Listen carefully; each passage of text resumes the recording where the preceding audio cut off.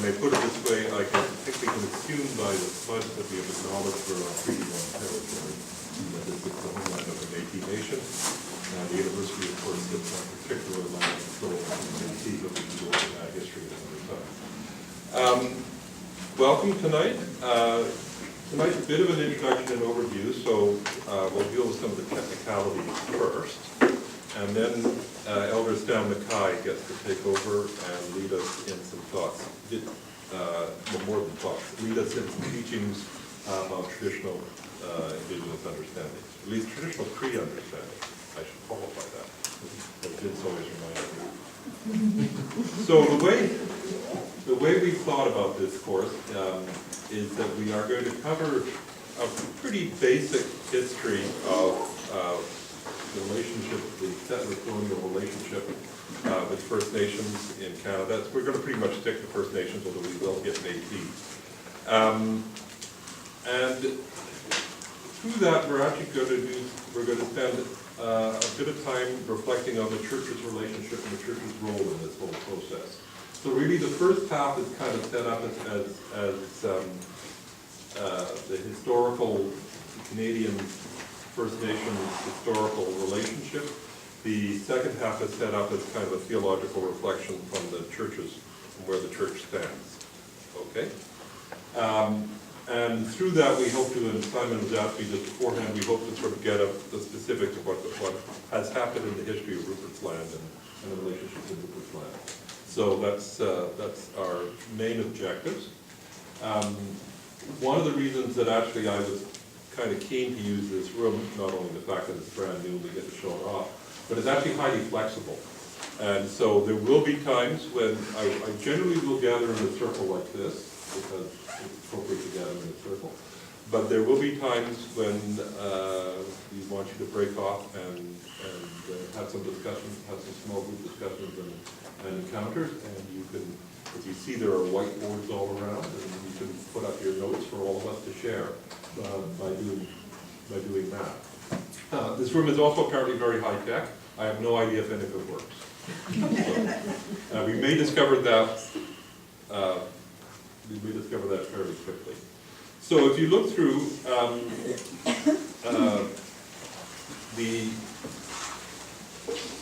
I've tried to lay out, or we've tried to lay out fairly carefully what we were doing each week. And with that, in the two halves comes a series of readings. The readings for the first half generally come from the Inconvenient Indian. Now, I didn't order copies of the Inconvenient Indian. It's pretty easy to find, all over the place. And those of you who started reading it will discover that it's, how do we put it? It's an interesting read. I will say that it's, one of the things you'll discover is it's got quite a lot of American material in it, which is fine. It'll allow you to see how we stand in relationship to some of the American material, but of course we'll just pretty well here do the Canadian material. And then on occasion there are additional readings to go with the Thomas King book.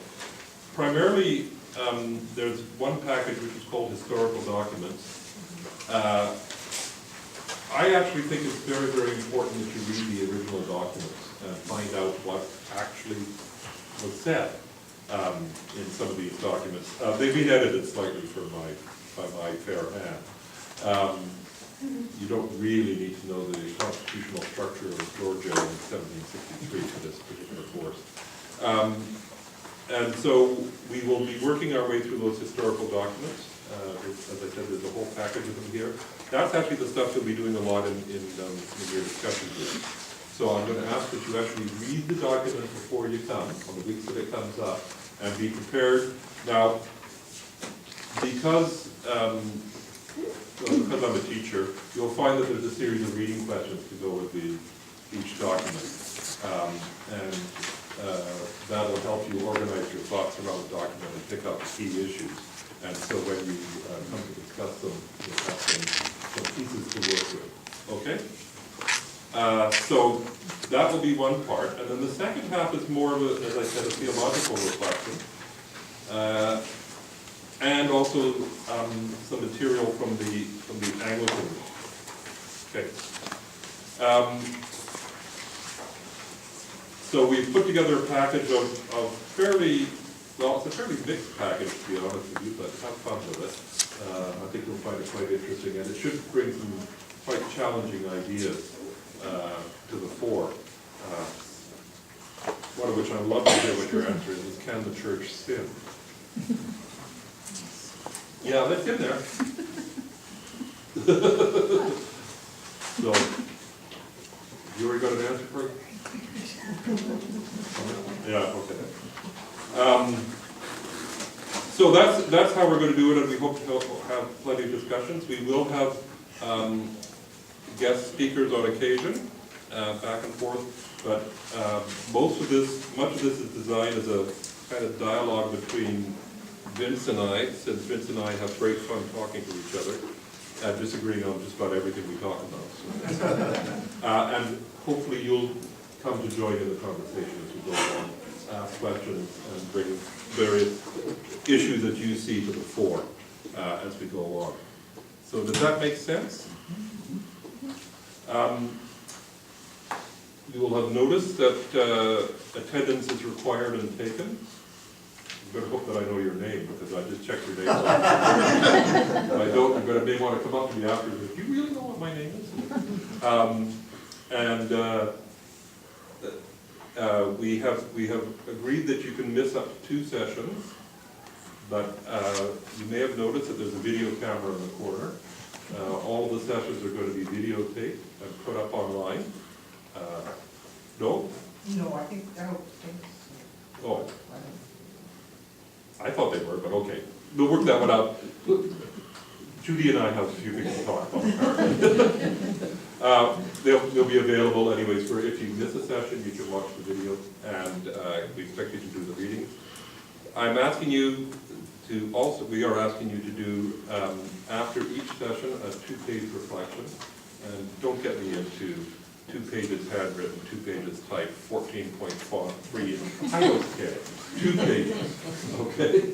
However you want to present it to me, to us, reflecting on what you've learned and what you've heard and how you could use what you've learned and written. And at some point, Vince and I will read all of these and make brilliant and insightful comments on them back to you, or Vince will make brilliant and insightful comments on them. And one of these things. I hope that they're a way for you to talk about what you think of the issues and get us to respond and think about them. And so by the end of the course, you'll have a package of material that you've written and you've thought about and reflected on. And the reflections can take all kinds of dimensions. I've given you some reflection questions there on the 2nd page. Despite my general demeanor, I'm not a fascist, so if you can answer those questions. Pardon? Are we voting on it? No, that's where you discover it. I haven't told the bishop yet. One of the fellows of the college wanted to make a change to the statutes of the college, and I pointed out that to change the statutes of the college, we have to go to the Diocese and Synod to do that. And they said, that's not very democratic. And I said, well, when did we ever say this was democratic? They said, oh, now we've got that clear, we can proceed.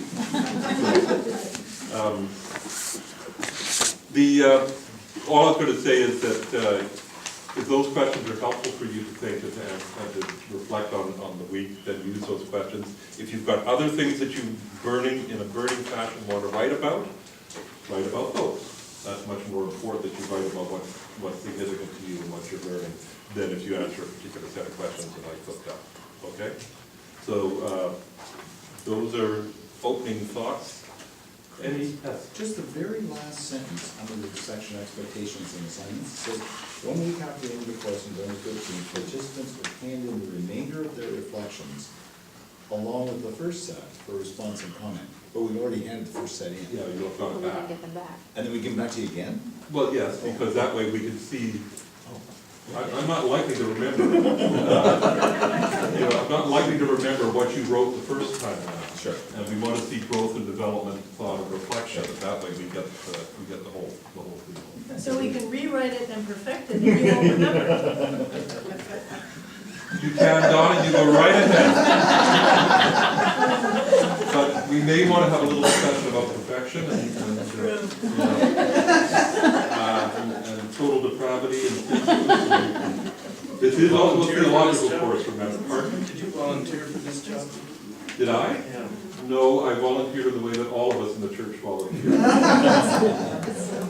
It is gonna be a lot of work for you guys to read all this through. Fair enough. But if the bishop doesn't say you're not doing it, I'm yeah, not saying you're not. I know. So, there we go. Any other questions? Lisa? For that last set, we can email them to you? You can get them to me any way you want to. Sounds Yeah. good, thanks. Yeah, including you could probably, since, each of you have to do your weekly visit to the diocesan office, you could drop them off there. But we'll, any way you want to get them to us is fine. And I'll share them all with Vince, or he'll share them all with me. Make sense? And it looks like all the readings except for the inconvenient Indian are copied in this package? Yes. Okay. Vince, of course, being my very good friend and colleague, laid a new reading on me after I had Xeroxed the package.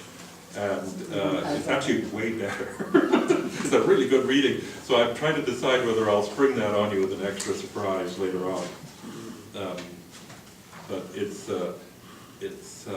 from a book by James Treat. It's actually a very good account of the Anglican relationships with First Nations.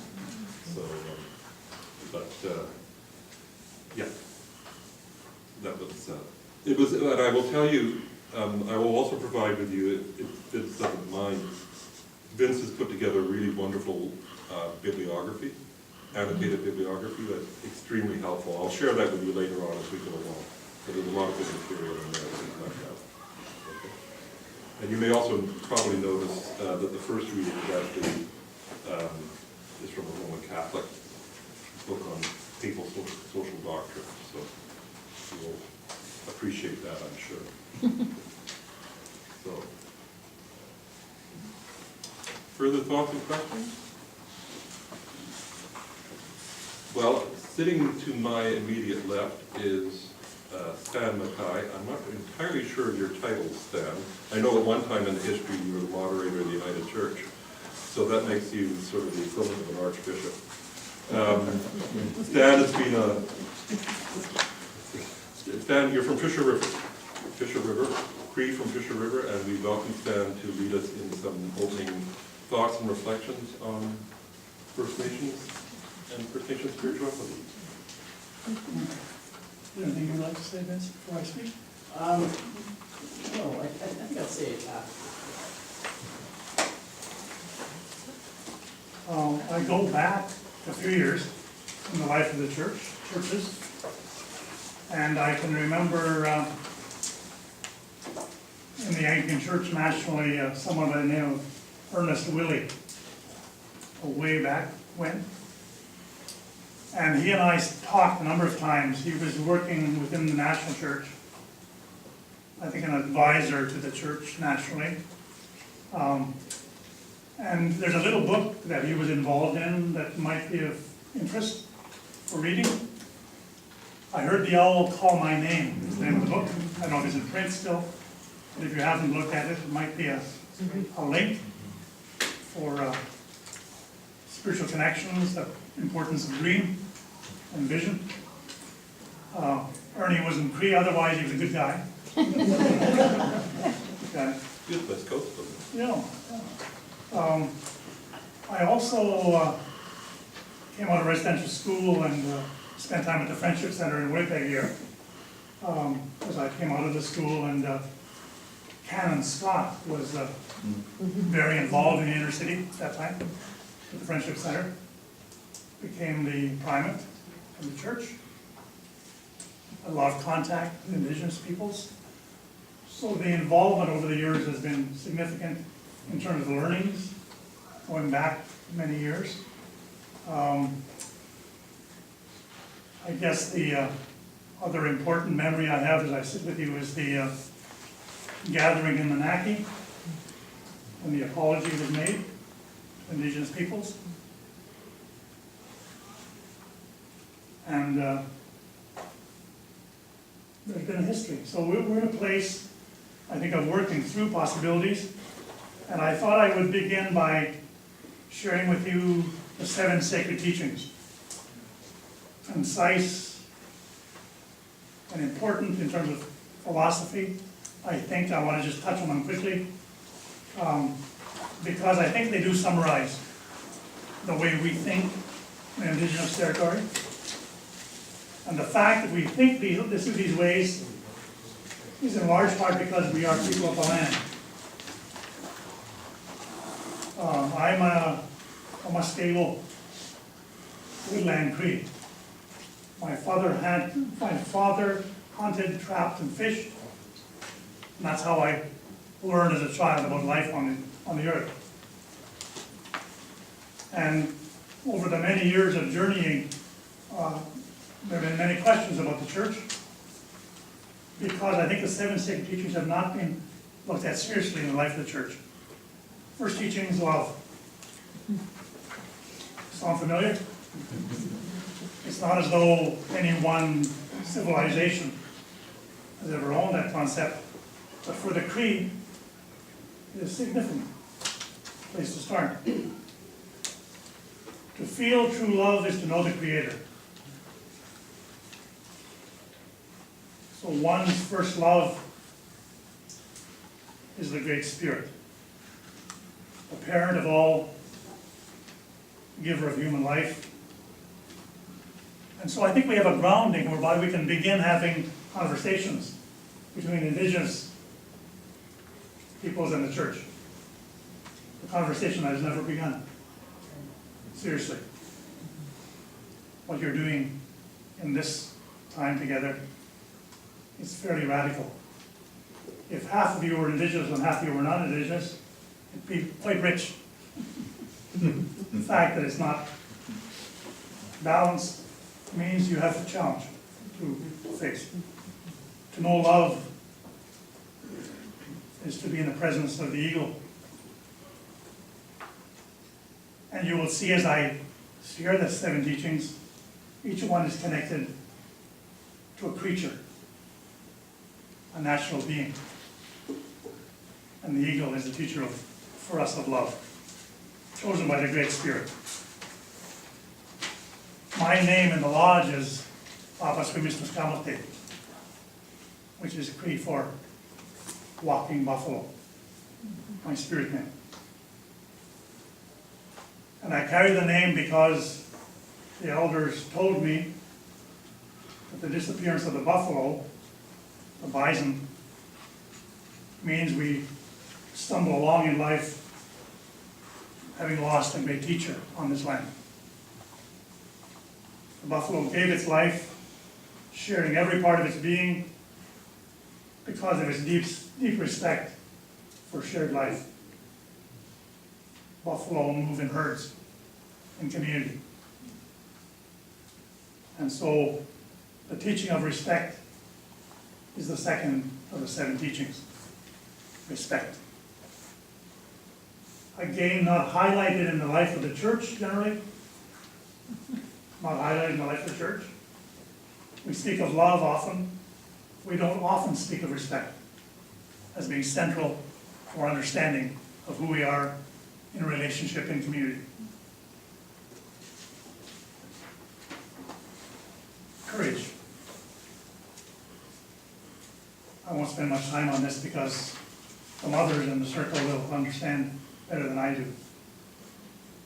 The protection of the mother bear for her young ones is real courage. It's about survival, but it has a gentleness, and the ferociousness only comes when there is a threat to life. So the mental and spiritual strength to overcome fear is part of what the mother bear portrays for us in our living. For human beings, a great challenge, because we know what it is to be protective, but we often search for the courage to be like the bear. So what I'm telling you is that The sacred secret teachings are not only connected to creatures, to beings, but they are connected because we learn from them. Through observation, the seven sacred teachings come to us.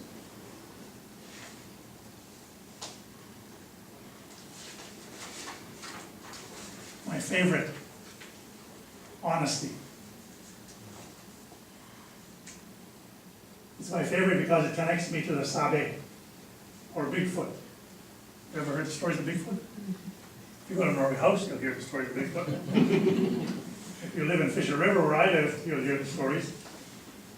And I've only begun to understand in recent years the importance of the stories I used to hear as a child. Of this being living at the edge of the community,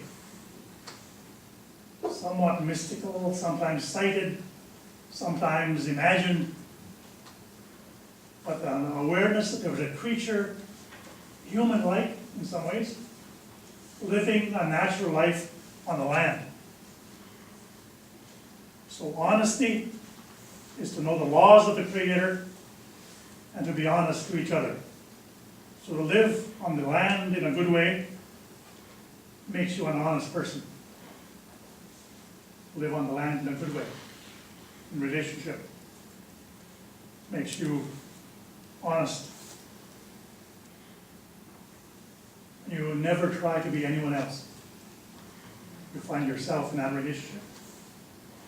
In the honesty, you find yourself. So it's about self-discovery.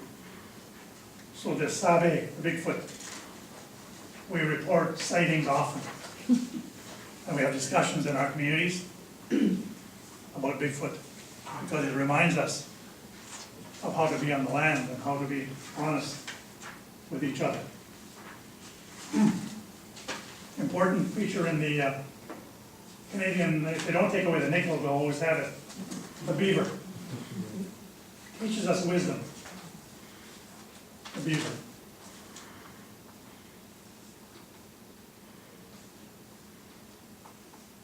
Each creature in creation is given the gifts they need to survive. And the beaver demonstrates those gifts for its survival. And I remember an elder telling me some years ago that behind every beaver dam,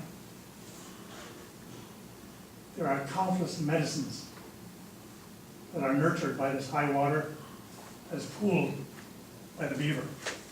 So the beaver collects water so that the medicines can continue. So the wisdom of the beaver, the desire to sustain oneself, is like the desire of human beings to find a place that is home. Development of a peaceful, healthy community is what the beaver does in building its structures. So we can learn from the beaver.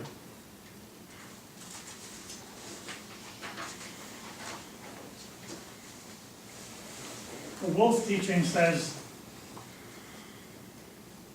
I know nothing, and I understand even less. I'm going to post that all around the university. I know nothing, and I understand even less. That's where humility starts. And so the teaching is humility, and we observe the wolf, and we learn humility. Submission to the Creator, acceptance that all beings are equal, considering others before ourselves, are the ways that we demonstrate humility. Successful in the hunt, the most powerful of the wolves will leave the hunt to kill for those in the community to begin feeding, so they will have life, sharing what they have. So the lack of arrogance is integral to the pre-understanding. And as you go through your documents, I think you'll find that historically, we have been very quiet. We've been very respectful. And so we've been marginalized by those who are adversarial and aggressive. And even today in the classrooms in Winnipeg, the Indigenous children often, the pre-children especially, will often be quiet and respectful. And they will be wisely developing wisdom as they observe. But they fall away from the process of evaluation. They don't turn in their 2-page report because they're not confident. They don't feel they're not arrogant, they're submissive. So I think part of the TRC process is to help us as Indigenous come out of this process of colonization and marginalization. The 7th teaching is on the back of the turtle. On the shell of the turtle is truth. All of the teachings I've been sharing with you can be traced to the shell of the turtle. So truth is understanding the original laws of the Creator and remaining faithful to those laws. 7 sacred laws on the back of the grandmother turtle. 13 moons, 28 markings for the cycle of moon time. And so the shell of the turtle represents a higher power.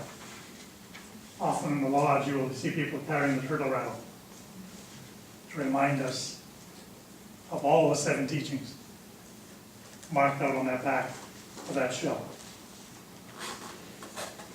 And this is described as Turtle Island, where we gather.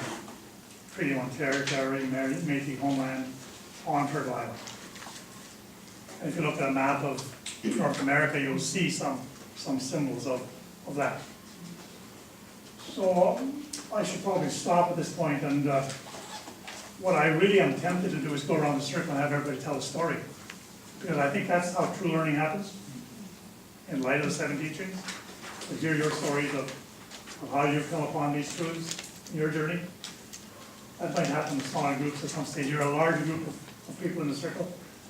But that's how I like to proceed. I think that's pre-philosophy. Integrated learning means that everyone has their say. What they experience.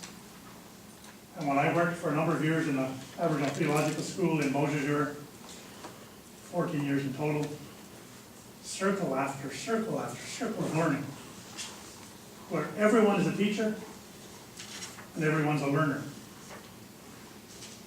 That picks up the respect I've been talking about and the humility. That everyone's life process in the Cree understanding is of value. And one of the strongest teaching I received from an elder was the Creator doesn't make garbage in dealing with human beings. Makes some mistakes. Does the church sin? Makes some mistakes. Makes some mistakes, but we're given gifts, each of us. And our philosophy of life is that when a child is born, they are born with gifts. The Cree philosophy. And another person I will just mention is Andrew Wesley, priest in Toronto. Andrew has many teachings from James Bay. And we're vastly separated in terms of geography from James Bay to where I grew up. And there are Cree people out onto the prairies into Alberta. An anthropologist, some 40 years ago, I was sitting with an anthropologist who had collected stories from the oral tradition from James Bay, brought them over to northern Manitoba, and heard the stories. And they were the same. Some of them word for word. Different dialects of Cree, but basically the same stories. So, in no way do I claim to know all the stories. But I will tell you that storytelling was the way in which we learn in Cree philosophy, not from books, not from formal class, but from stories. From telling each other over and over again. I had a friend who was a school teacher in Northern Ontario. And he told me of spending a long winter up in the little village. And what they began to do right after the New Year was they'd gather in a small room in one of the little houses, crowded in, and one of the elders would start telling stories about their understandings and the important teachings of the community. And he'd tell the story into the night. And they'd be listening, and someone would be falling asleep, and someone would be listening. And the next week they'd come together again, he'd start over again, telling the story. And then he would change a sentence in the story that he told earlier. And one of the people in the circle would, "That's not what you said last time. That wasn't what I heard before." And the elder would say, "You will be the next storyteller. You will be the next storyteller." So the oral tradition is still happening. I was in Norway House in the 60s, teaching school. After I came out of residential school, I became a school teacher. And I remember in the summertime, there was an area in the middle of the community, Stapinani, over on the reserve there. And you'd walk through in the evening in the summer, and you'd see groups of people sitting on the grass, visiting, telling stories, reminding each other of our philosophy, our understanding. And usually, there's laughter. Usually, there's laughter. Because the other thing we do in Cree territory is we tell lies. We tell lies. Norway House used to have a winter festival. And one full day of that festival, it'd be about 4 days long, in the middle of February, cold winter, it'd be one day when they'd have a lying contest. And the day wasn't long enough because we had so many people to tell lies. It just went on and on. But it was great fun. One of the best healing exercises you could ever imagine for community. And so a sense of humor is something I think the churches didn't understand about us. We laughed. And we feasted.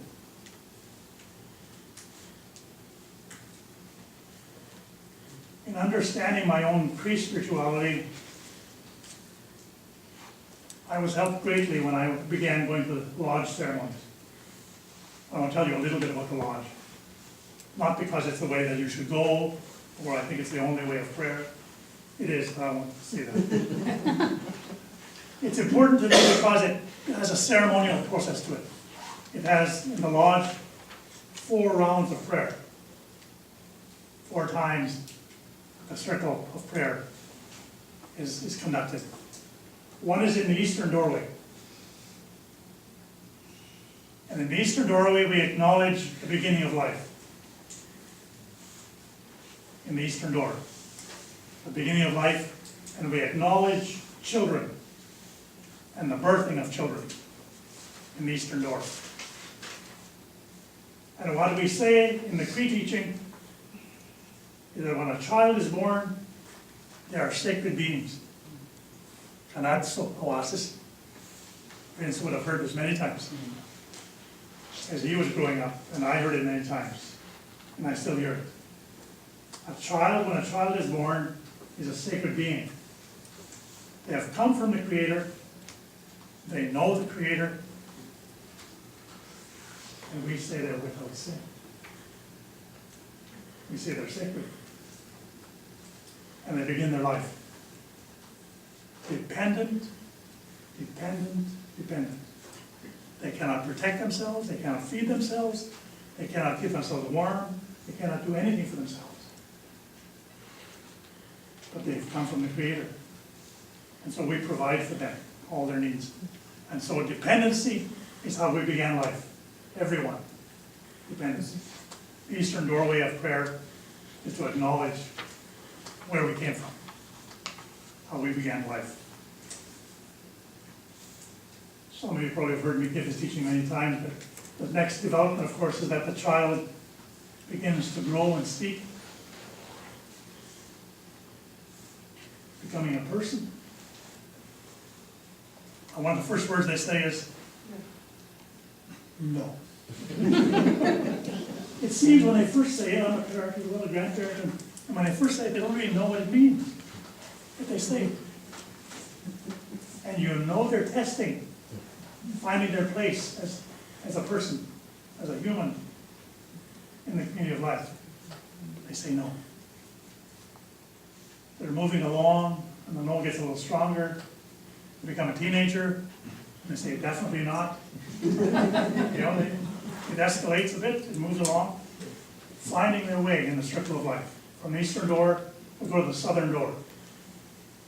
The southern door, which is also the wolf's teaching of humility.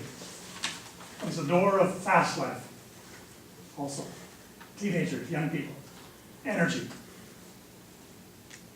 The fast life on the southern door. And we acknowledge that in prayer, the young people on the southern door. And they're learning independence.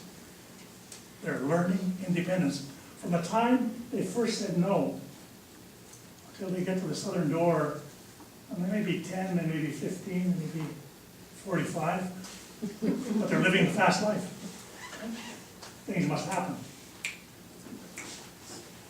They need to happen. And the southern door is learning independence.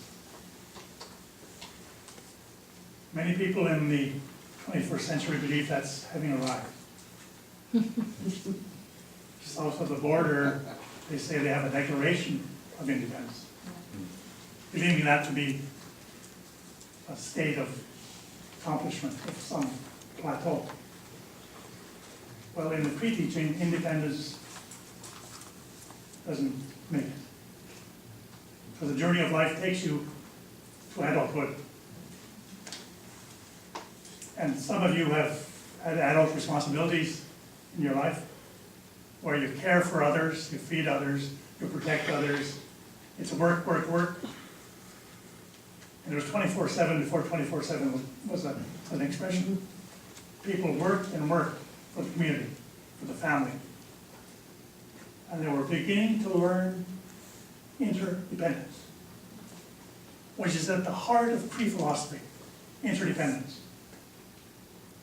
Having been dependent, having struggled with independence, we travel the circle, the western door of interdependence. And it's not an easy place to be. And it probably isn't even really possible to be there without the elders at the northern doorway, the keepers of the teachings, the old ones, who know the ceremonies, who know the stories, and they help those working towards interdependence maintain their role in the community. So at some point in life, the Cree were moved from this idea of the circle of relationship, of life journey, a natural flow of life, to a place of structures, of separating generations from each other. So that intergenerational learning was the heart of the Cree experience. Grandparents told the stories. Parents provided the space. Young people had the questions. And the little ones came to sleep in the circle of life. So our philosophy is that Mamui, there's an organization where they call Mamui, Wichita, working together. Mamui in Cree means together, intergenerational, or interdenominational, which is something I dream about on occasion. Ecumenical, potential to share life is interdependence. It holds up respect and love and courage. All the 7 teachings come together in interdependence. You need all the resources you can find.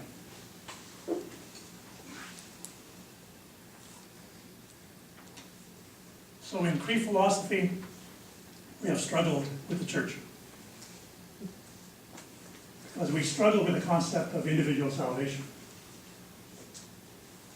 difficult concept. And I think some of the Hebrew scriptures speak of the peoples of God. We'd like to be there more than we are in the life of the church. Something of relationships beyond the individual. But more than that, pre-philosophy and the church has a real challenge. The challenge being that salvation is about humans is anthropocentric.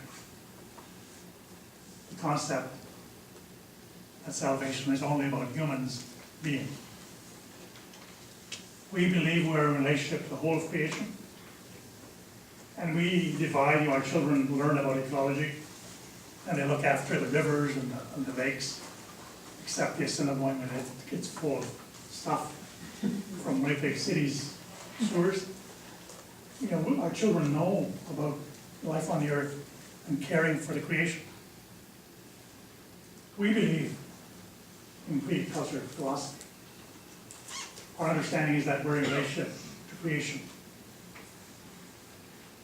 So how can I frame that? An elder came to me once and said, out of all creation, only the human beings have forgotten their original instructions. Out of all creation, only human beings have forgotten their original instructions. That might explain why the church has highlighted the anthropocentric idea of salvation and hasn't been able to encourage an understanding of the wholeness of life and relationships. So our philosophy then is about sharing life. You'll be looking at Treaty 1 and a number of treaties. You'll be talking about other treaty-making processes. Those processes were two sheep passing in the night, or two ships, whatever passed in the night. Because at the treaty negotiations, you may not find it easily in Treaty 1, but there were two different conversations going on. The treaty commissioner wanted the land and saw this as a real estate arrangement. The Anishinaabe and the Cree in the territory were talking about a covenant with the Crown and the Indigenous and the Creator. It's not written in the documentation of Treaty 1, but I listened to the elders talk about the negotiations in Lower Fort Garry. I traveled to Fort Qu'Appelle one summer to sit with the elders from Treaty 4 in Saskatchewan. The treaty commissioners arrived in Fort Qu'Appelle when treaties were going to be negotiated, Treaty 4, and they got word out to have the leaders come. So leaders came to meet with the commissioners, and they sat down for a little while with the commissioners, talked about things generally, and the Indigenous peoples left for 4 days. They left the negotiations. They went for ceremony. And they're all traditions still. It's not written in Treaty 4, but there are oral stories that they tell of going off into the land for prayer in the lodge, for ceremonies, to be prepared to talk about how we share land. So you can see where we missed each other. You will learn that the church was very present, seeking to find ways of justice in all this process, doing its best to be present. But because the seven sacred teachings had never been discussed, because the churches that come and declared us as pagan peoples with nothing to offer about life on the land, about the sacredness of life as we knew it, never a part of the conversation. So when the question of justice was being discussed. I think in large part, the church was loving, caring, and as truthful as they could be from their understanding, from their culture. But there was something totally different happening on this land, which went back many generations back to Europe, when people there used to sit by fires and tell stories and teach their children what life on the land. But somehow that got buried in the process. So the limiting of truth has meant that the culture and the values, the philosophy of life that has made Indigenous people who they are in this land, and globally, I think there are Indigenous teachings in all corners of the world, is that there was an assumption that there was nothing there. Prior to treaty making, there was the assumption that land was empty. Since there were no Christians in the area, the land must be free to be taken. So that sort of undercurrent is always there. So my father, I told you, was a hunter, trapper, fisherman. My mother made life on the land. There was no road to our village, but we had all we needed. When I was 6 years old, we did not have unemployment in my community. We did not have welfare. We had no government payments, no subsidies, nothing. We were living as a community on the land. 70 years ago that was. We were living on the land and had no dependency. We've gone through the circle of life and we're a community. The church had arrived and didn't understand us. Our language was beginning to erode. Our ceremonies had been driven into private practice, secret practice. But as long as the language was alive, our philosophy lives. Some of you speak different languages, and you will know that in the language of the peoples, there is spirit, there's understanding, there's a link to the Creator through that particular shape of life. When I arrived in Norway House in '71, I was an ordained minister of the United Church of Canada, freshly ordained. I knew a lot. But for Norway House, I knew nothing. I went to sit with the elders in Norway House in the church, and they taught me. Women and men who were the ministers of the church in that community. I was the ordained one. I could do sacraments, I could do things that the church hadn't allowed them to do that. But they taught me, they loved me, they were respectful, even though they knew I was silly. They cared about me and our family. And I learned on that sacred land, in COCP. I learned from the people in their language. I still remember Fred Moore, one of the first Sundays I was in church. I couldn't preach in Cree the first while I was there. So I had to learn my language again. And I was listening to the elders preaching, and they led a service. And Fred Moore chose Simon Augusta John Isagihina Asamihimai Chikusa. Simon, son of John, do you love me? He said in Cree to the people, feed my sheep. And so for about a year and a half, 18 months or so, I listened to elders preaching in Cree. I don't know where they got the word for sheep. I never figured that out. I thought muskrats was more fitting. They used sheep in the Bible. And I began to realize that the entire Bible was written in Cree. How could the entire book of spiritual belief and story, history of the life of the people of faith, have been recorded by a people who had nothing of value in their language? How could that happen? I began to sense a deep historic injustice. But the elder said, be patient. Don't be angry. Be patient. be humble.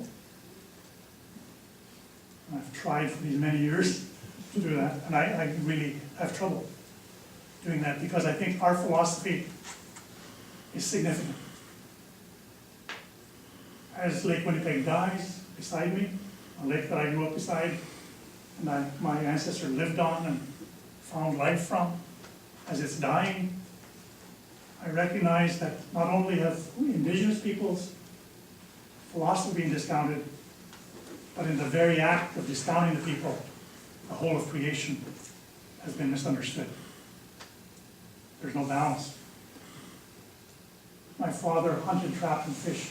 My mother gathered food of the land, and we had everything we needed. We were never rich. But we learned from my father the one thing he told me, and he didn't lecture me, he just told me once, you only take what you need from the land, you only take what you need. And what you have, you must share. So I was a child, 6 years old, in my village, thinking I was in heaven.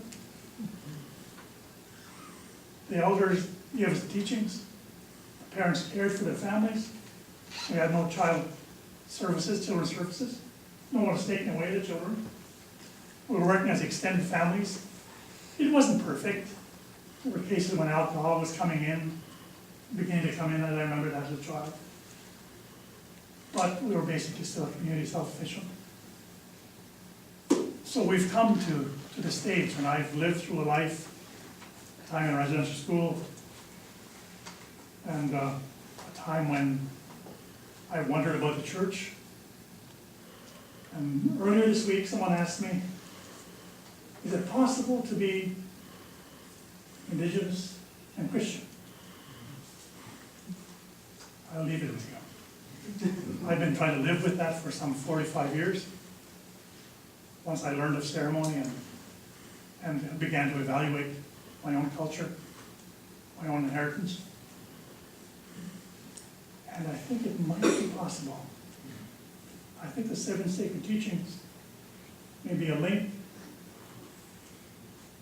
I think the concept of growing to interdependence may be a state of maturity and development that we as humans can share on the land. So I think if there's time for your stories, I'm not sure what the flow is going to be, but I've said too much already. I would like to hear where you are, and I'd especially like to hear Vince, because much of what I learned, what I tell you now, is from being where Vince comes from. Kanamasaki. That's holy land. And so, yes, thank you for calling me. Thank you. Before we go, I think we're going to be going around the circle. Yeah. But I just wanted to say thank you very much for coming. And especially at the very last minute, calling you and saying, can you please come, almost begging on the phone maybe. But thank you for teaching us, and there's just there's a lot to take in. There's a lot to think through tonight before I go to bed. So I'd like to have Leah till 1 o'clock tonight, thinking through all of the stuff that you said, and relearning and rethinking and learning new things from your teaching. So thank you for that. You said that it's hard for you to be humble. I'm not quite sure how possible that is, because I think you're a very humble man. And to make you even more humble, I'm going to tell you a little bit more about him and all of the stuff that he's done over the years. You're an educator, teacher as well. You started that, and then you were ordained to the United Church, I think 1971 or something like that, right? And then, so you were there.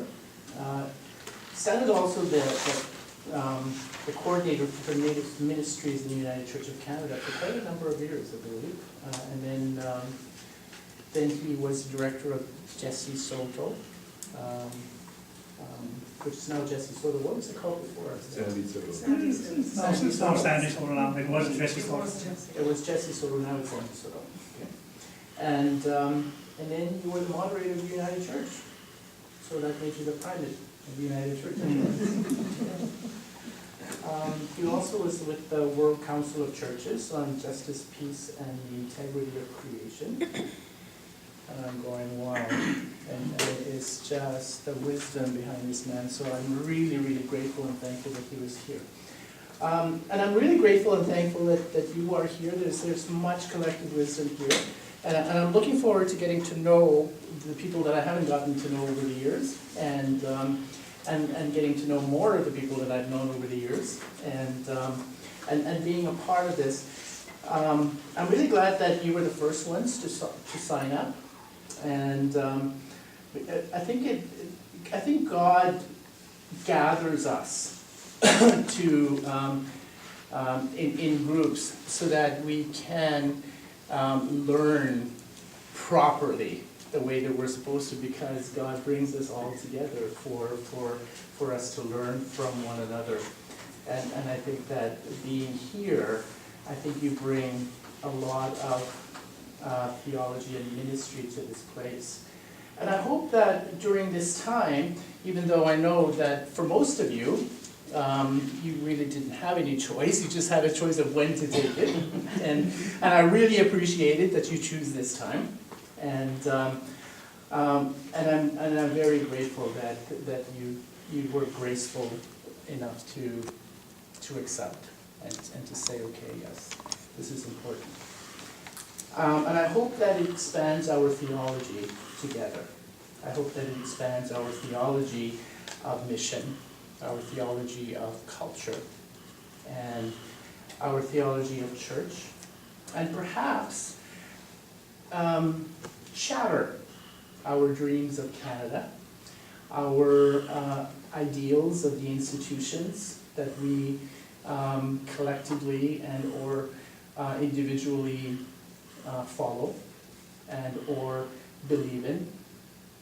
And I hope that it brings us into a better place where we are formed by the Holy Spirit of God to be a people and a being, or to be a people in the church, and to be leaders within the church who form other people and who help to bring other people into a place of ministry as well, and for them to be able to begin to see where God is calling them and how God is calling them, and to shape that formation, perhaps even through some of the things that we're going to be learning here.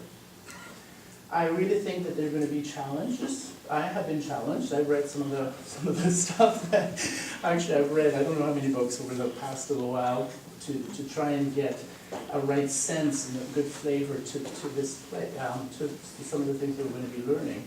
But I have learned a lot, and a lot of the challenges has been with Canadian government and the Anglican Church.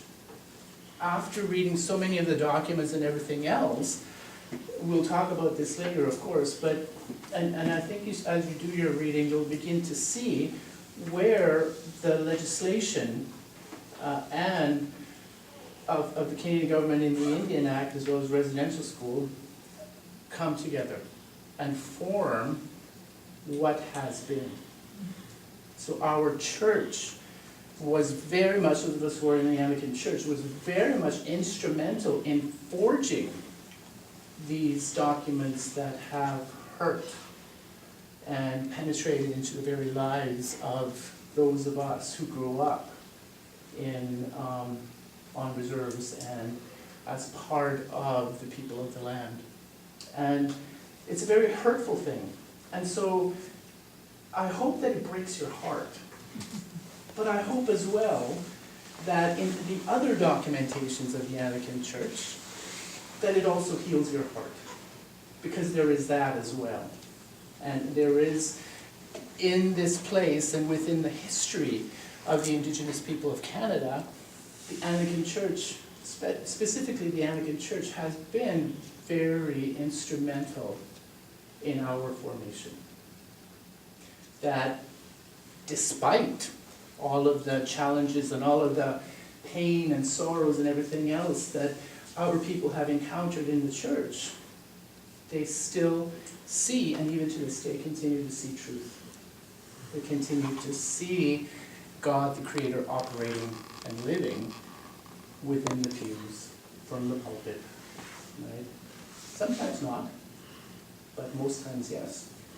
So therefore we remain, and we remain faithful Anglicans, and we remain faithful Christians, and we remain faithful Indigenous people within that,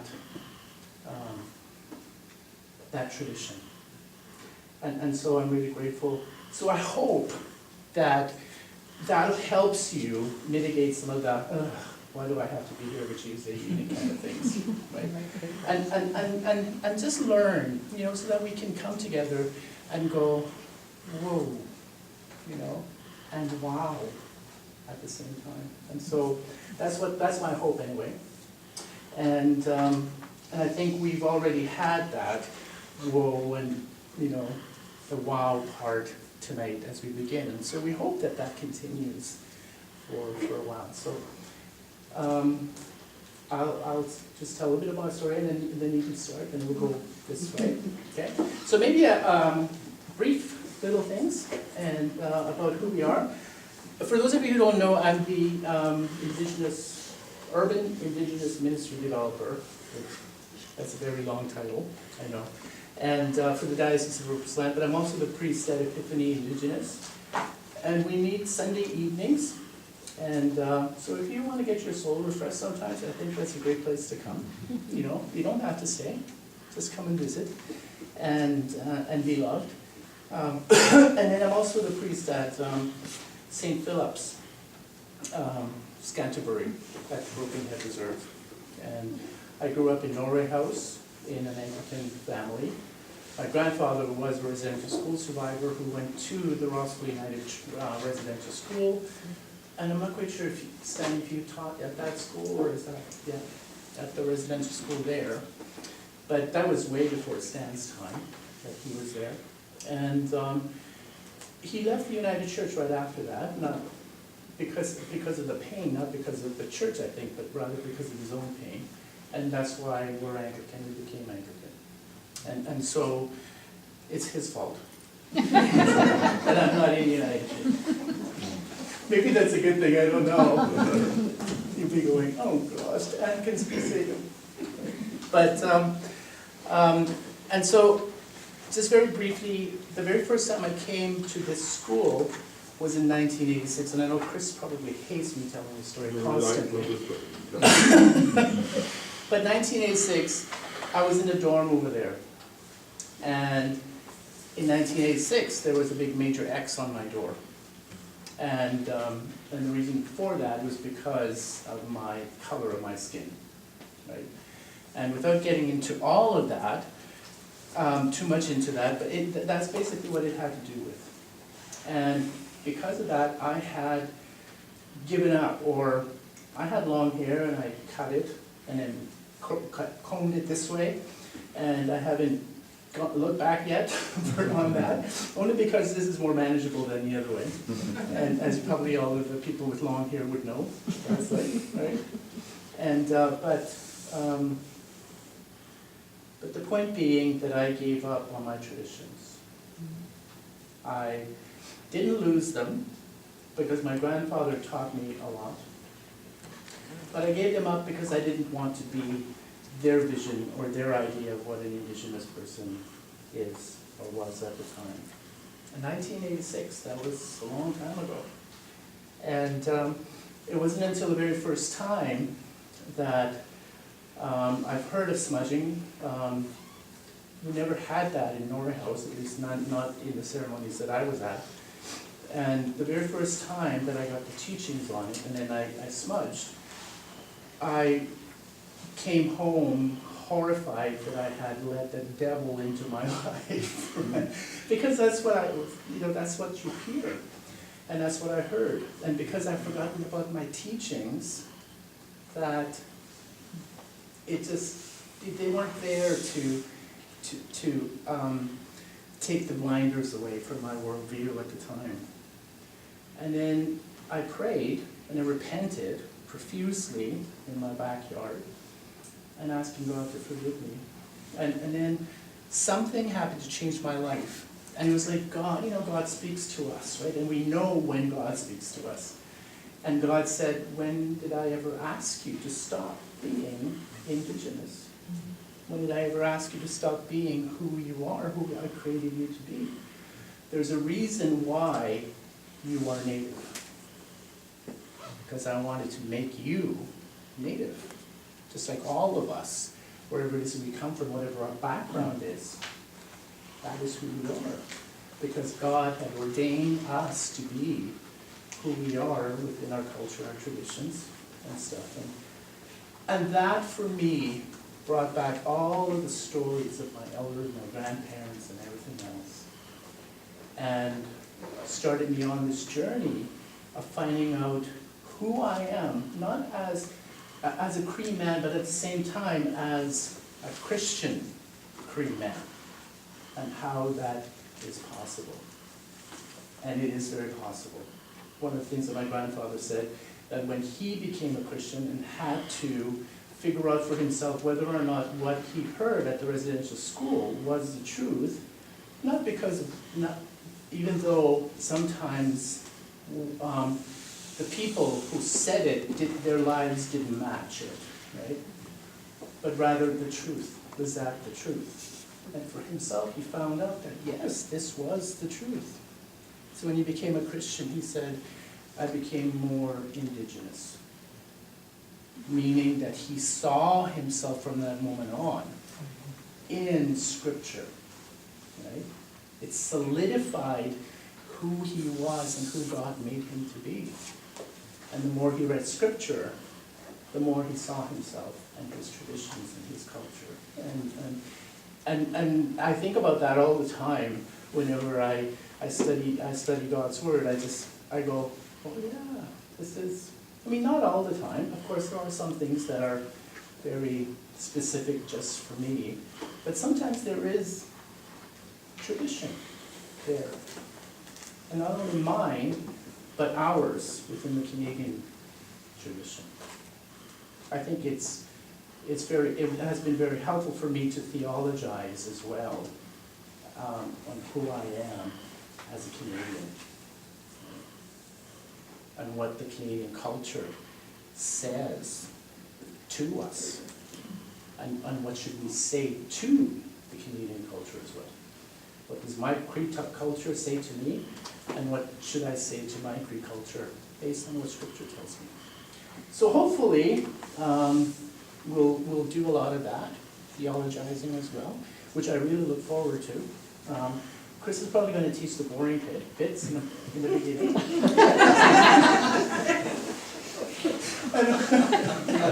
And hopefully, we'll do the second part, the exciting part that I call it, and the life-affirming pieces. Afterwards. I think I've said enough, right? I should learn from Stan and just stop. Yes, so thank you. So let's introduce yourselves. And yes, who you are and what brings you here. And I know what brings, well, you. Or you are different. I've always been different. I'm Dwight Rutherford. I currently serve Purple Park United Church. I've known Stan for probably a good quarter century, so I'm about it, probably more of an advantage at some people. But a couple things that Stan said tonight was the circle of life. And 25 years ago, when he was moderator, spoke about circle of life. And that was one of the things that influenced my ministry, especially on my settlement charge and our denomination up being placed in the first charge. And it kept resonating with me as I worked with an increasing number of families in situations of grief, not just older folk, but younger folk who had died, in many cases quite tragically. At the same time, it allowed me to do work within the Indigenous communities which were around my settlement charge, that for reasons to this day remain completely unbeknownst, that I got called on to go into the communities to do funerals. When people would tell me that 35-year-old was an old person. You know, you can imagine how I was, the response to that. And that was that circle of life that kept coming back and back and back. So to hear that again tonight reminded me of that. And it's also for me to help contextualize some of that, because when I got to do that some 20 years ago, I'm kind of looking at it. I knew nothing. Yet the community welcomed me in as obviously as the neophyte 101, and would do what now I look back years later is teaching. So now some of this gives a framework to understand what happened, why it was welcomed. I also experienced, let's say, a sense of humor. And in a couple of cases when I thought, oh my gosh, there's a sense of humor here. If I say something, I'm going to cause an international incident. But I come now to realize this was how, it was almost a form of welcoming. One of the questions that does come for me would be the seven sacred teachings. What can we, in the white culture, like Christian, what do we learn from that? Should that be informing our, how we look at the world, look at scripture, look at church, and we learn from that? But don't misappropriate.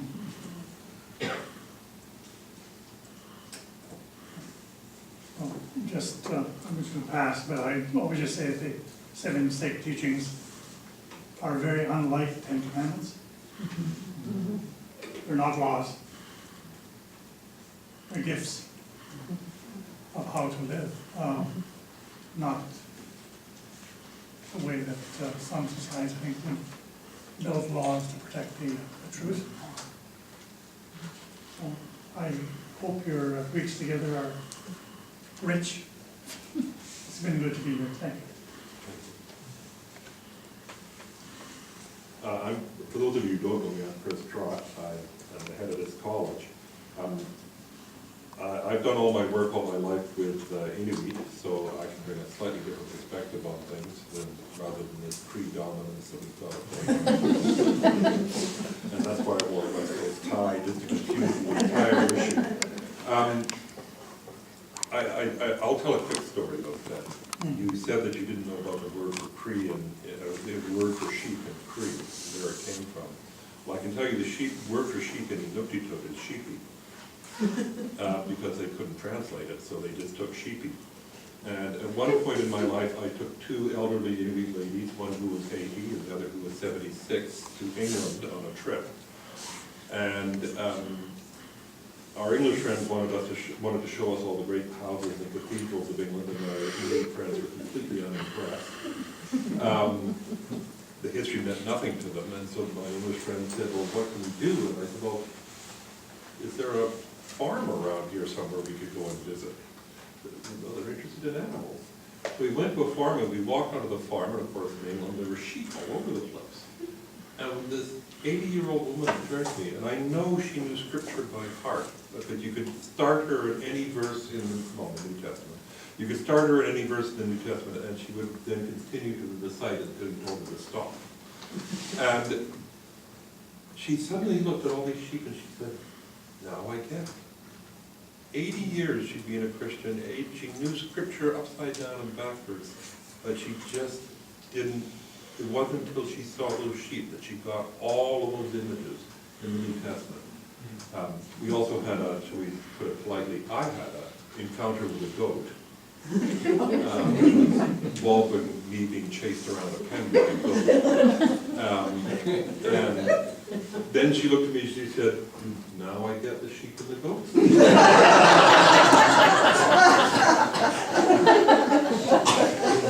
I have spent most of my life since then trying to work out how somebody could have lived for 80 years with those images in the New Testament, and in some ways never got them, and yet being a faithful Christian.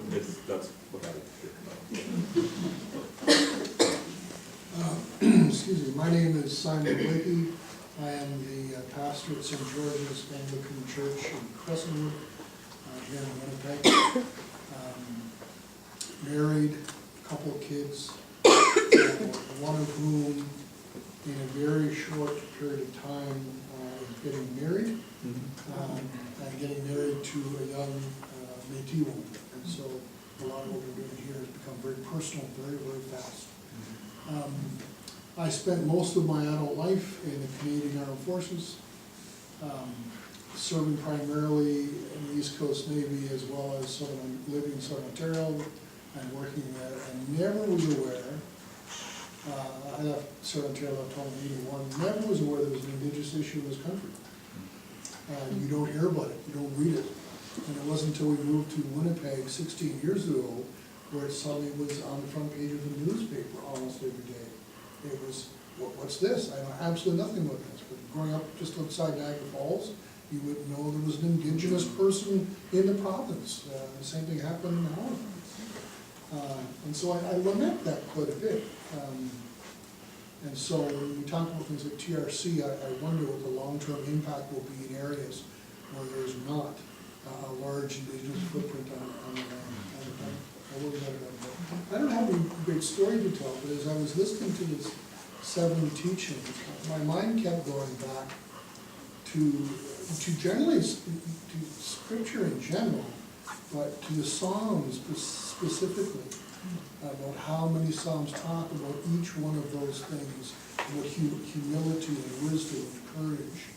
And I thought that would be an interesting exercise to take the time and actually go back and marry the 7 teachings to the Psalms and be able to juxtapose the two of them in conversations here and also in the pulpit as well.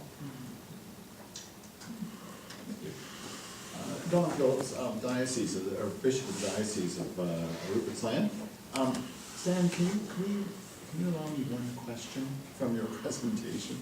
I may have missed it, but with the second sacred teaching, respect, I didn't catch the animal.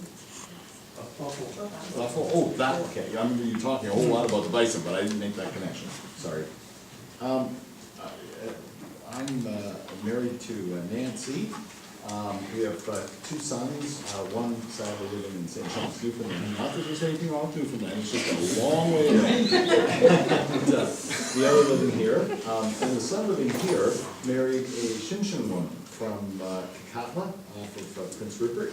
So that's brought, as Simon's say there, that's brought the whole Indigenous presence a whole lot closer. In fact, we had supper with them tonight, Nancy took supper over and I joined in with our grandchildren. And I was thinking about this course, and my daughter's name is Chantel. And so I got out of the car and greeted her, and I said, oh, you might get a kick out of this. I said, I'm going to this Indigenous awareness course tonight. And she thought it was great. Said the main textbook is the Inconvenient Indian. And she said, oh, cool, sort of thing. And I said, and I kind of thought about you as the convenient Indian. But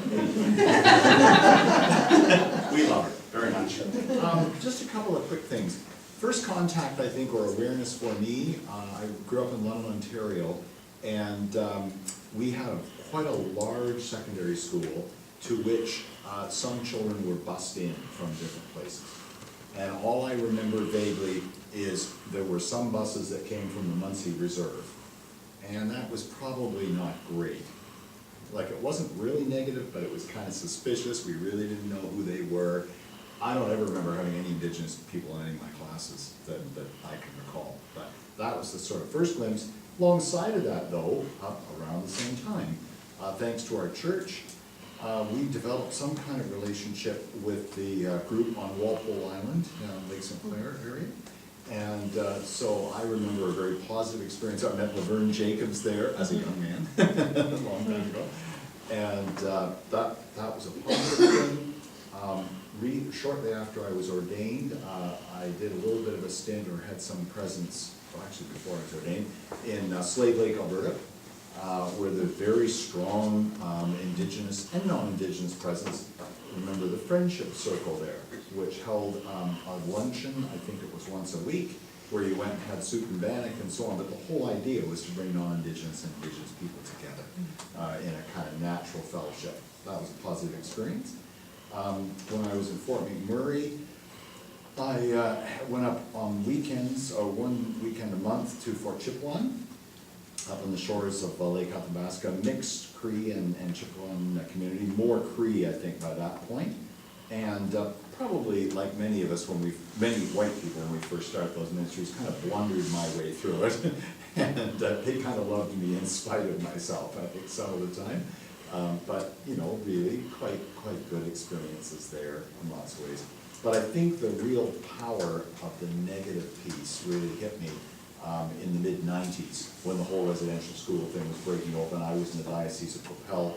By that point, I had a diocesan ministry, and so we were going up to Gordon's Reserve and meeting with chiefs and councils and so forth. And one very powerful experience, and some of you may have heard this, forgive me, at one of the diocesan synods dealing with this issue, they invited David Pratt, who would not identify himself as a Christian particularly, but he was kind of open to working and dialoguing with the Christian church. And I remember him very emphatically saying to us, who were mainly white, in this whole issue, he said, we don't need your guilt. It doesn't do you any good, it doesn't do us any good. And as you can see, it still kind of makes me get a little bit emotional. But that, and what he had to say after that, there was a kind of an absolution that started at that point. I say started, like I didn't suddenly feel like I didn't have to worry about this anymore, but there was a kind of glimmer of light, a kind of a call to a new way of being and a new way of relationship. And I never did get a chance to speak with David after that, but it was a very important piece for me. Stan mentioned about the humor, and I always think of particularly Cree women with humor. Partly because you hear the traditional laugh. There's a certain way a Cree women laugh, and it's wonderful. Anyway, many of you may remember the ordination of the priesthood of Barbara Shinsky, which I presided at. And this would be like 2001 or 2, you know, I only just got here a year or so. And I thought I really must learn a little bit of Cree for the ordination prayer. And so I don't remember whether I went to Ellen Cook or somebody and learned that piece about send down your Holy Spirit upon your servant Barbara. Okay? And I wrote it out all very carefully like this. And I did the best I could at the time, and I think she appreciated it. And so downstairs later, I walked up to Phyllis Keeper, and I think Ellen Cook was there too. And I said, so how did I do? And Phyllis said, we thought you were speaking in tongues. So there you go. Very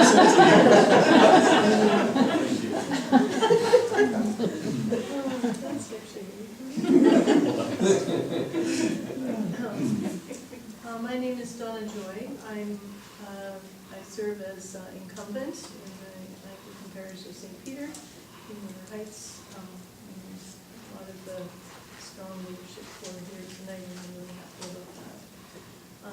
I'm married to David. I have 3 adult children married, 4 grandchildren, and a 5th one on the way in about 3 weeks. I'm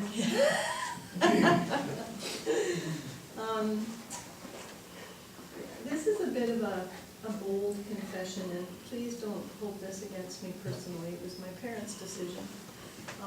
But I grew up in Vancouver, and in particular I grew up in West Vancouver in the British properties. And so it turns out that the roots and the threads of colonialism are intricately woven through everything that shaped me as a child, an adolescent, a young adult, and beyond. And finally, I think I'm waking up to that truth, and it's humbling to realize all that has to be deconstructed for me to understand even begin to understand what all of that means.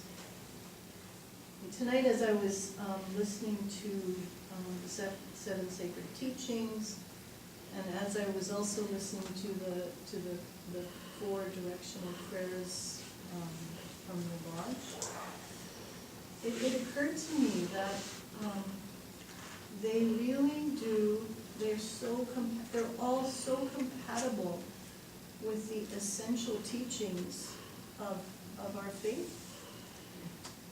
It's the arrogance it seems to me that it's the arrogance that is often so much a part of Christendom that gets us into trouble.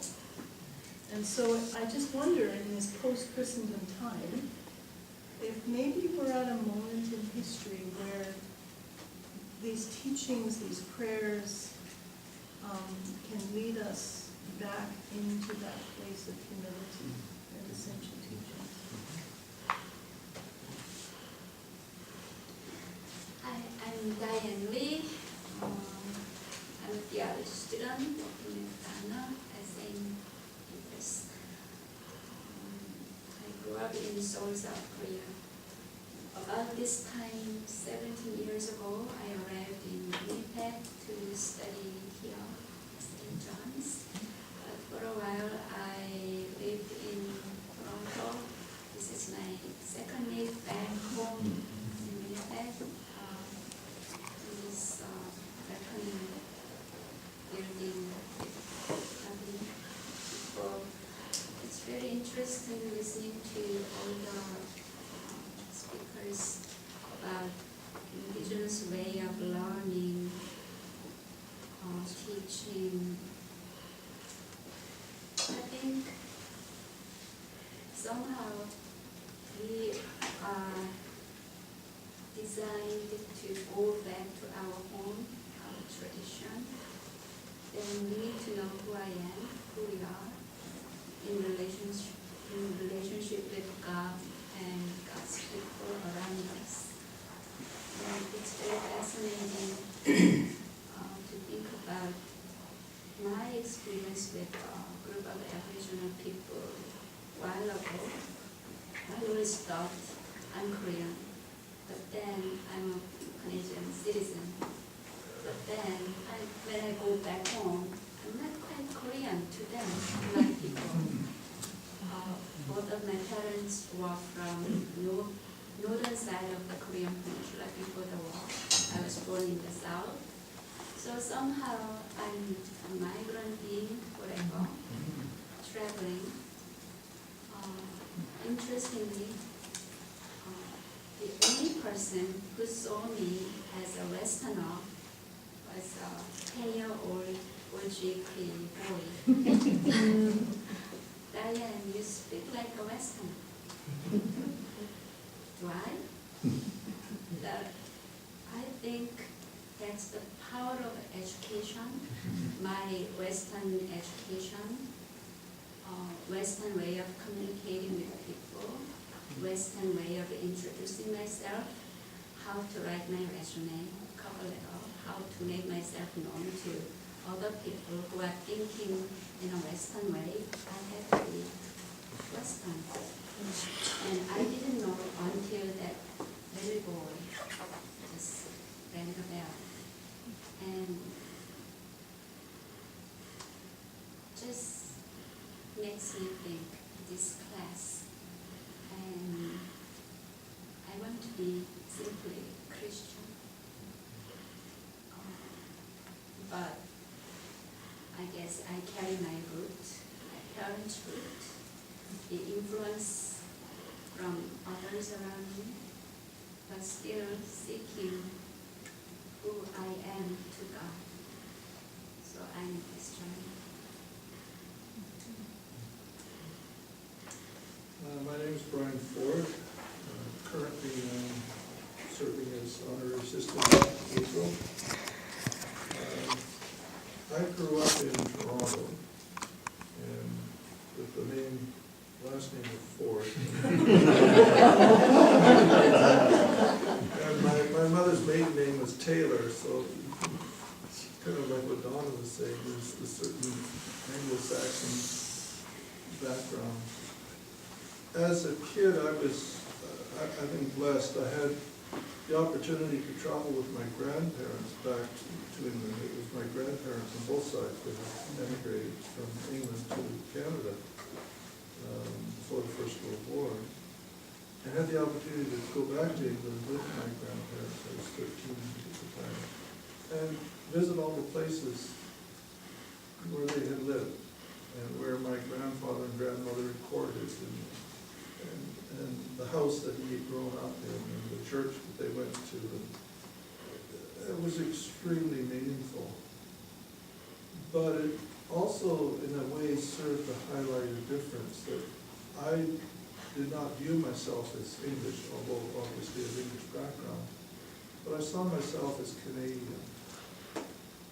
And my grandfather still had, the Yorkshire accent. Although when he went back to England, they thought he had a Canadian accent. He'd been in Canada that long. But it led, unlike even my parents, it led me to explore kind of what was around me more. My first profession was photojournalism, which was great with curiosity. That was a great way of going out into the world, into the community, and exploring and seeing what was there, and meeting people and learning new things. And part of that led to contact with and connection with a number of Native people, both Indigenous Indians and Indians, as I eventually ended up in the Arctic in terms of ministry. That was totally foreign to my parents. There was a whole world that my grandparents never even saw. It just wasn't visible. It's growing up in Toronto, a city like that. But it is part of, I think, what became for me part of my identity as a Canadian, that there was this whole other part of the world that surrounded us, of which people just had no sense of idea. And in the midst of that, of course, there's also faith, and what does it mean to be a Christian, and what do we carry into that really isn't necessarily uniquely Christian in terms of culture and all of that sort of stuff. So especially if you ever have the opportunity to live as a minority person in a totally different culture, you'll get that, unless you shield yourself from it. And that's part of the experience we had living in the North, was we were the minority. We were no longer the majority. And having to learn language and customs and all of that. But it was more grist to the mill in terms of who am I? I'm a Canadian, I'm a Christian. I have this background which goes back to England, but my roots are also here in this country, in this land. And working that out, what does that mean in terms of ministry and my position in the church? So all of this is, in terms of what we're going to be doing, is interesting. I think we'll add more to that for myself as a kind of a personal thing. My name is Mavis Ford. As Brian said, we lived for a number of years in the Arctic. We were there for 3 years in Arctic Quebec, 7 years in Nunavut, Big Relief. And certainly I agree that when you are a minority and you don't know the language, you don't know the customs, it is a very humbling experience. And it takes a long time to sort of adjust to being not the majority. I'm a nurse, so I worked in the nursing station part-time, did a lot of medevacs out to Churchill, Winnipeg. And it was, again, a very humbling experience, because often in the nursing station you sat with the patient on one hand and the book on the other hand and hoped for the best, because you were flying by the seat of your pants most of the time. And it gave me a real appreciation for sort of the innate knowledge and that the local people had. A lot of the, how would I put it, the their own remedies, their own understanding of disease, and their own understanding of the effects, you know, on others. And for me, it was a tremendous learning experience and a tremendous feeling of appreciation for their knowledge and their experience, and very humbling. I learned from somebody long ago that in a sharing circle you go clockwise. I was thinking maybe we could go back. But I'm Paul If you Johnson. come down here to me, I'm gonna ask everybody if they need a bathroom break. I'm thinking people might, so. May want to move aside there a little bit. Chris. Anybody needs to go? I'm not gonna tell you where they are. They're right below us. The stairway's right there. Paul Johnson, I serve at St. John's Cathedral. I'm another oddball in the crowd. I'm actually ordained as a Lutheran pastor. Since 2001, as all of you know, you Anglicans at least, we've been in full communion, ELCIC, Evangelical Lutheran Church in Canada, and the Anglican Church in Canada. I've been truly blessed and continue to be blessed to serve in the Anglican context, and I give thanks for where I am now. I'm also the Dean of the Diocese of Rupert, that sort of comes with the job at the Cathedral. And I'm glad to be there. I first met Stan almost 20 years ago when Mary and I, that's another story, did CPE together at Health Sciences, and I think that was one thing was left off your resume. You were director of spiritual care, isn't that right? Was that your title then? Health Sciences, yeah. And Barbara Shumsky was on staff there too, so we had a high old time. But I learned a lot from Stan and many others. We had a 2-day, I forget what it was called, maybe Aboriginal awareness in those days, workshop, which was wonderful. But as many of you will know, Health Sciences has lots and lots of Indigenous and Inuit people all the time. So learned a great many things. I worked, one of the places I was trauma, so fires and all these kinds of things, and also people who had various limbs cut off, mostly due to diabetes. So I had a powerful immersion experience at Health Sciences. And Stan was wonderful in helping me and many others I know learn through that experience. I was born and raised in Papua New Guinea, which is a country that has 800 languages. The island of New Guinea has 1,000 languages. 20% of human languages are on the island of New Guinea. As a child, I learned 3 languages besides English, one of which I still speak. So it was always part of my life to understand the importance of language and the power of the word. And it's always been so ironic to me in my reading of church history particularly, that the group that celebrates the word becoming flesh denies the word enfleshed to other cultures as we encounter each other. So that, you know, the church said, no, you're not speaking Cree. We're going to make you learn English, and then you can be civilized people or whatever. Language is so important. And the whole heart of the gospel is about language and the power of the word coming to us and risking God's self in that encounter. I mean, I just love language and playing with language, but also learning from that experience as a child. I also learned that, you know, borders are not visible from heaven.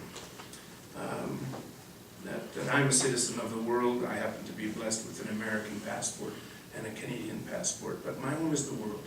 Nevertheless, the importance of land and culture is powerful. I'll never forget the first and only time I went to Norway. I was 52 years old. I went to northern Norway where my ancestors came from, 69 degrees north, far above the Arctic Circle. And I felt like I had come home. It was amazing.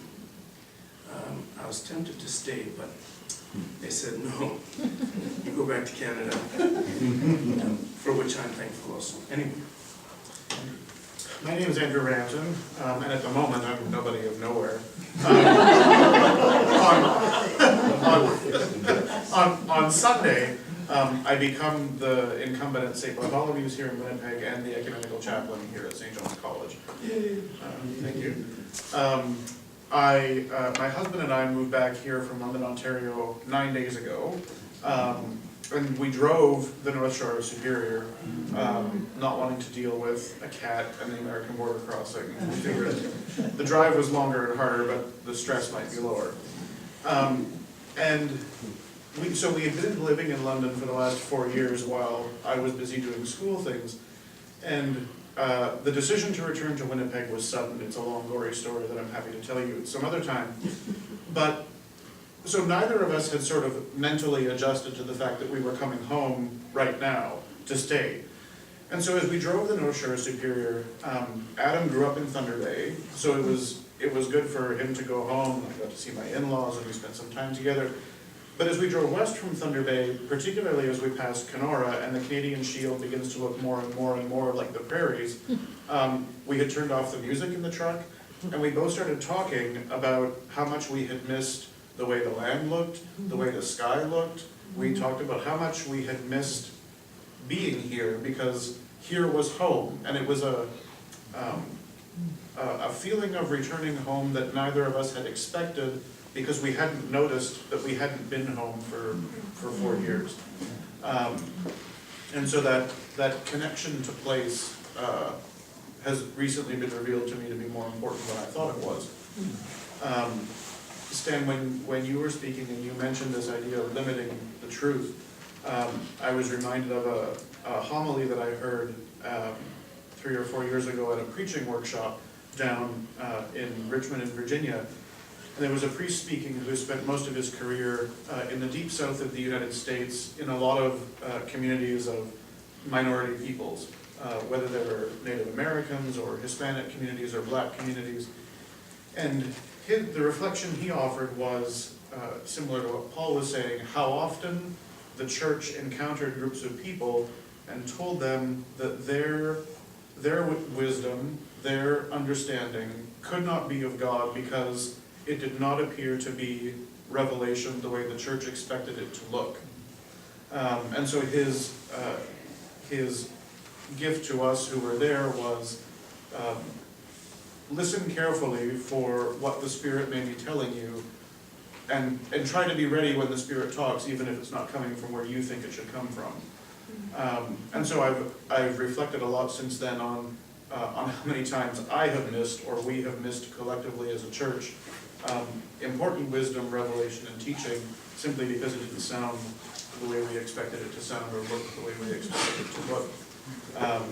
And it's something that I know I struggle with in my life, and so as Vincent was saying, I'm looking forward to this as an opportunity to hopefully unpack more of that for myself.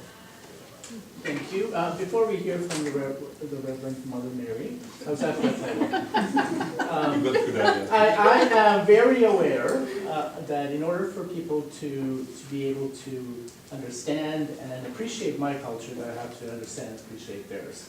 Therefore, it is 2 minutes before 9 o'clock, and I know that time is important in this culture, and that's great.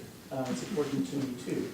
I would like to continue to hear other people's stories if they want to continue to tell them, but I do know that there are some people that need to leave with other commitments. If you're tired, you're going to fall asleep here in about 5 minutes, that's fine. You can go, but we probably will call on you next time.